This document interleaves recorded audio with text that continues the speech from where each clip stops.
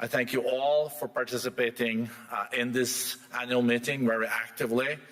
And a special thank you to our two co-chairs, Andrea Hoffman and Larry Fink, for exceptional cooperation. And I tell you, they have really worked tirelessly and very committed to make this annual meeting happen, and also to the real mission of the World Economic Forum.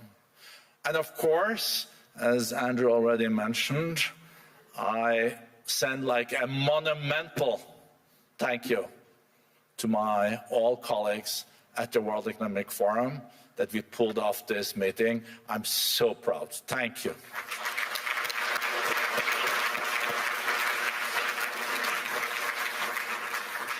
The forum is, in my view at least, the world's leading platform for multi-stakeholder dialogue on the most complex and often contested issues of the day. We convene, as we have seen during these days, very diverse voices from across governments, business and civil society, which means that we do see not always agreement. Sometimes we really see strong disagreements. That's okay, because the purpose of the week and the forum's work over the year is to create a trusted space for dialogue. Dialogue is a prerequisite for moving the world forward. If you don't even have a dialogue, you will not see any results. We are not supposed to be like an echo chamber of consensus. Unlocking like potentials for responsible AI, as the panel touched on, strengthening markets, facilitating engagements to address conflicts, discussing how to reach real inclusive growth and also wealth trickling down, happen if decision makers who do not always see eye to eye talk to each other. This type of dialogue, real dialogue, is never easy. It requires patience, commitment, and creativity, but it is really necessary, because the absence of discourse deepens division. I think pages of history has shown us that it is really filled with walls rising and tension mounting at times, but also of leaders working to find areas of agreement in challenging moments. I think that's what we have seen also during this week.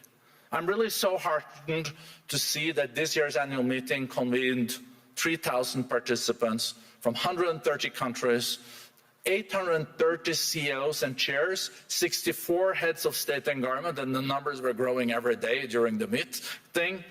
It's a record. It is a real testament to the fact that one of the most complex global moments in generations, leaders were committed and inspired by our theme, a spirit of dialogue. It is my hope that we can carry this forward in the year ahead and beyond, and the first test will be in the spring Davos in the Kingdom in Jeddah, 22nd of April.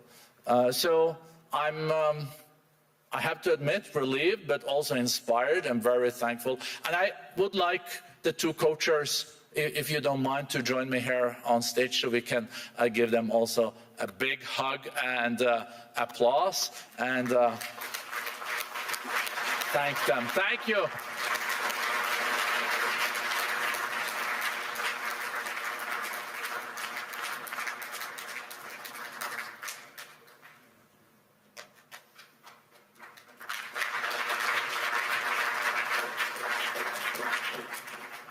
So a very special moment, as you can see, closing the first meeting where I was acting as a co-chair.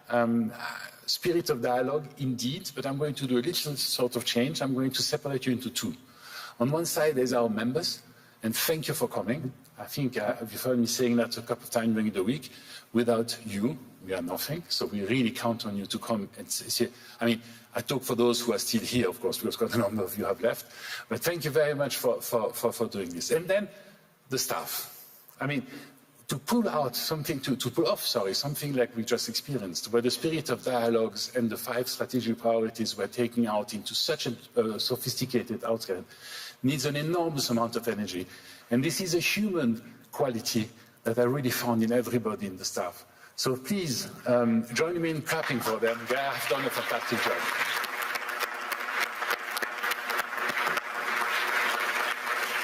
Taking people from all over the world and bringing them together in the wonderful town of Davos with the support of the Federal Confederation and Graubünden is a remarkable achievement. Thank you.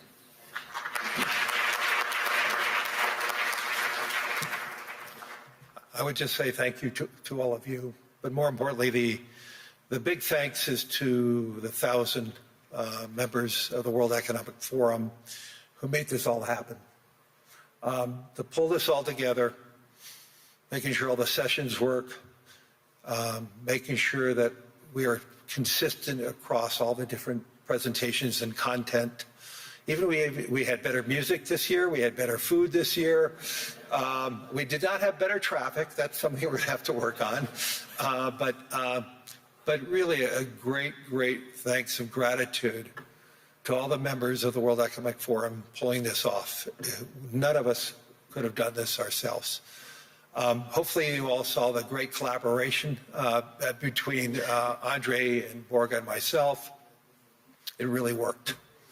And lastly, I just want to, because I thought it was so profound, I want to end this forum with a quote that Elon Musk said in closing yesterday's session, that it's better to be an optimist and wrong than be a pessimist who's right. So on that note, enjoy, see ya.